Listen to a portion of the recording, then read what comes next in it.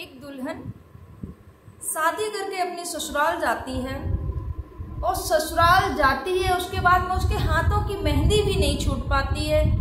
उसके शादी को 48 घंटे ही हुए थे कि उसको उसके ससुर की नज़र उसके पैरों पर पड़ी। और ऐसा आखिर क्या देख लिया ससुर ने, जो अपनी जो लड़के की जो बहू थी, जो नई नवेली दुल्हन थी, एक रिटायर्ड फौजी ने घर से बाहर निकाल दिया। जानने के लिए बने रहे फ्रेंड्स मेरे पूरे वीडियो में। आप सभी को मेरा प्रणाम। मैं सरिता राठौर। कैसे हैं आप सभी फ्रेंड्स? वीडियो पर नए हैं तो प्लीज़ वीडियो को लाइक और चैनल को सब्सक्राइब जरूर कर देना। फ्रेंड्स, आज की जो मैं सच्ची घटना आप सभी के समक्ष लेके आई वो उत्तर प्रदेश के आगरा की है। आगरा में एक लड़की की शादी होती है और दोनों यहाँ पर दो परिवार थे जो रिश्ता जुड़ा था। एक परिवार से दूसरे परिवार में दोनों रिटायर्ड फौजी थे, अपनी सेना से निवृत्त हो चुके थे दोनों फौजी।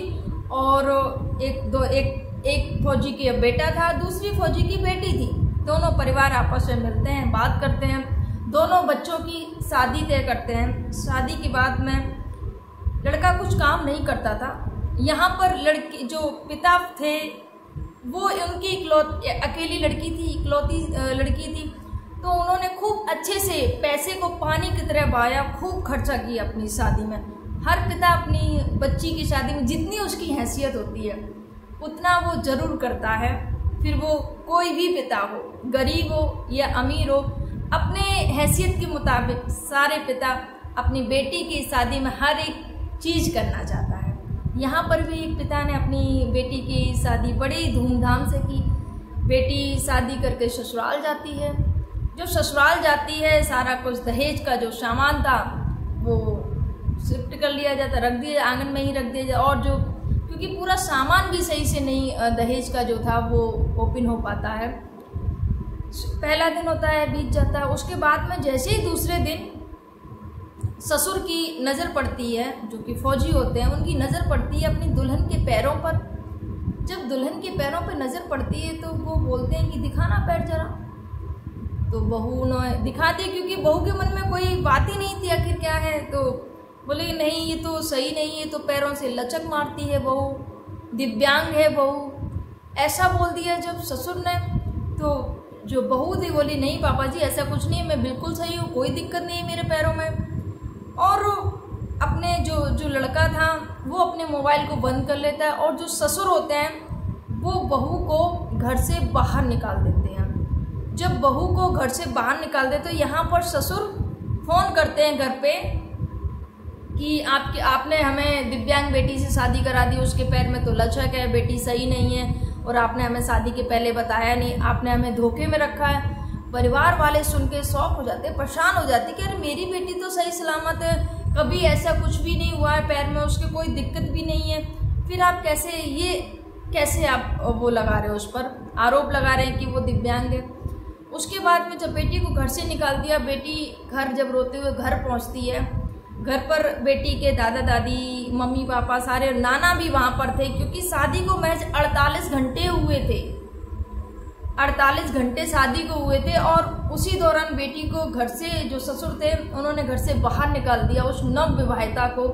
उसके बाद में जैसी ही जो बेटी थी जो कि शादी करके गई थी वहाँ से ससुराल से, जब उसको बाहर निकाल दिया गया, बेटी आती है घर और बेटी रोने लगती है। बेटी ने सब कुछ जब बता रही थी अपने घर वालों को, तभी वहाँ पर जो नाना थे उनकी तबीयत बिगड़ने लगती है। जैसे ही नाना ने ये खबर सुनी, बेटी रो रही है और बेटी ने जो बताया, नाना की तबीयत बिगड़ने लगती है। नाना को हॉस्पिटल ले जाते हैं, लेकिन नाना की वहाँ पर मौत हो जाती है। सोचिए, ये जो सदमा था, ये जो बेटी का जो नातिन का जो सदमा था, नाना बर्दाश्त नहीं कर पाते और उनकी मौत हो जाती है।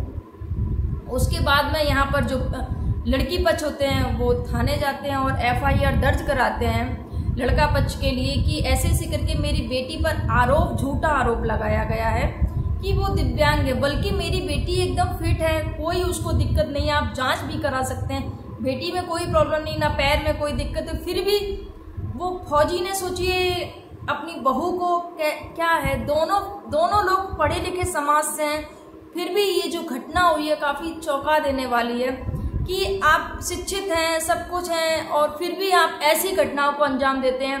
चलिए, पिता ने विरोध किया, पिता ने बोला कि लड़की दिव्यांग है, लेकिन उस पति का फर्ज क्या बन रहा था, जिसके साथ में 7 फेरे हुए थे, जिसके साथ में 7 वचन हुए थे, जिसके साथ में शादी हुई थी, क्या वो लड़का अपने पिता को नहीं समझा पा रहा था कि पिताजी ऐसा कुछ नहीं है? जो भी था, अगर तुम्हें डाउट लग रहा था तो दिखाते डॉक्टर को, डॉक्टर बताता कि हाँ क्या प्रॉब्लम है, क्या प्रॉब्लम नहीं है।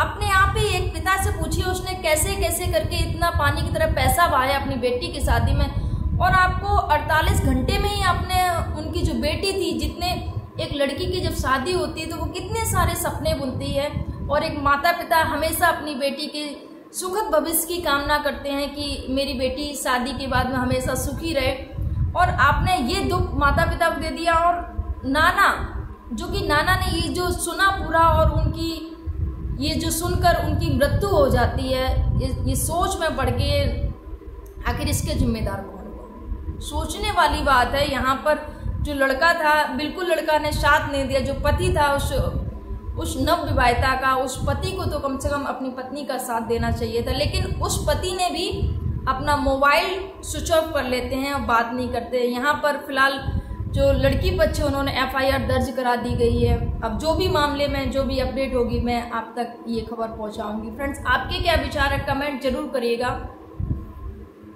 आप सभी को मेरा प्रणाम। जय हिंद, जय भारत, जय सिया राम।